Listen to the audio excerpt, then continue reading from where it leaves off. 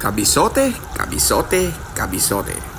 After ng biyahe namin sa Vietnam, parang nag-crave ako sa adobo eh. Yung tipong nasa eroplano ka pa lang, iniisip mo na yung lasa ng adobo.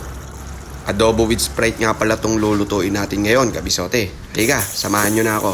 Simulan natin sa pag-isa ng mga aromatics. Bawang at sibuyas lang yan. Isang kutsa mong maigi hanggang sa lumambot ang sibuyas, isunod mo yung dahon ng laurel at buong paminta. Then, mekos-mekos mo lang yan mga kabisote. Pagkatapos, ilagay mo na yung pork liempo at sangkutsahin mong maigi kabisote. Kapag ka nagkaroon na ng mga brown yan, gaya ng ganyan kabisote, okay na yan. Tsaka mo ngayon lagyan ng mga panimpla. Oyster sauce, soy sauce, at konting suka. Kayo nang bahalang mag-adjust mga